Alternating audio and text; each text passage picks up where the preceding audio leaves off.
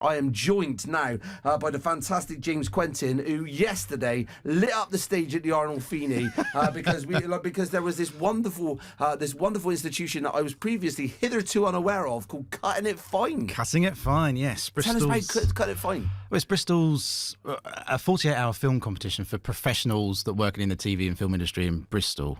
The teams went out over the weekend and shot and edited 18 teams shot and edited films over the whole weekend.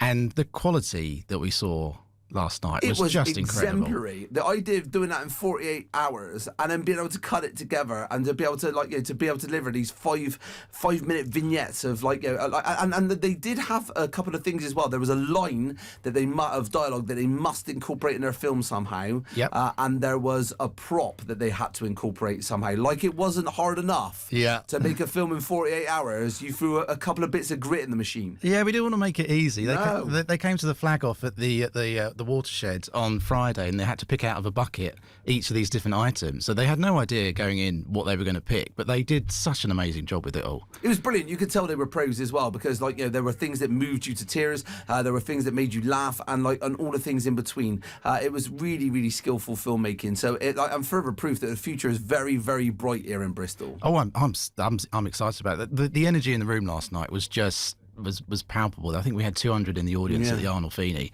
and that people were whooping, cheering, crying, laughing. I had all range of emotions last night. It was fantastic to watch. Well, and you had an absolutely brilliant panel of judges, and then you obviously spent all the money on them, and then you had to have me just to kind of fill the void, because I was very honoured to be asked to be presenting the award for best performance. But some of the people that you had judging the competition was just incredible. And we had some of the big names from film and TV. We had Una Niganila, who's a BAFTA award-winning editor. We had Bruce Goddison, who's also a BAFTA nominee director. We had Philippa Lowthorpe, who's a BAFTA-winning director. We had Sam from West One Music, who's been in the industry 20 years, and we had you as well. When I was sat there, we were all doing a judging, and they went, "Oh, I think this, I think that," and I was like, "Well, who am I to contradict you people?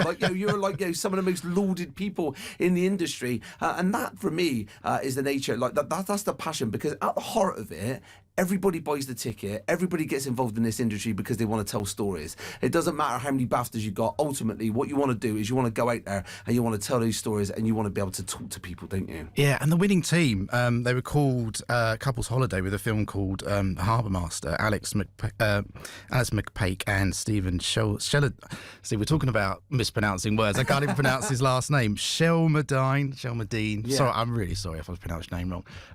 They were so happy that they'd won Best Film. Well, happy and humble, because the actor in it, I don't know which one was which, but the actor in it who did an absolutely fantastic job, said his mate, who's the director, almost never came because he didn't feel like he was worthy to be in amongst those people, and he went on and absolutely won it. And I'm so glad that gave him that kind of self-belief to crack on, because the film was an absolute beauty. Oh, it was wonderful. I'd watched them as I was preparing the show, and it was on in the corner. I sort of saw it. Yeah, that looks okay. And then when I watched it in the night, I was like, oh my God, it just kept getting better and better and better and better, and the stakes were getting higher and higher, and everyone was sort of really invested in the film. It was such a joy to watch. It was class, and what I thought you managed to do so well as well was harness the goodwill of our film industry, and lots of big companies and smaller companies in and around the Bristol area, and indeed worldwide, to be able to provide some of the prizes, because some of the prizes that you were providing were absolutely beautiful and brilliant. So there's a few people I think that you want to thank, isn't there? Yes, well, I need to thank the rest of the committee, which is Stuart Davies, Sarah Smithers, and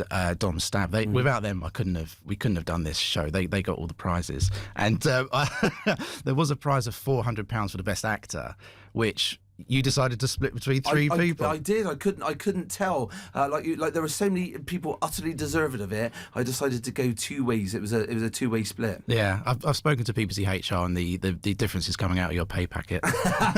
Well, listen, tell us the website, because people might want to get involved for next year. Yeah, for next year, it's called cuttingitfine48hr.co.uk. It is an absolutely brilliant thing to get involved in. If you're of a creative bent and you're a professional, then get your sleeves rolled up and get involved in this, because I'm hoping to be invited back next year. Even if I come back as a punter, I definitely am going to be coming back.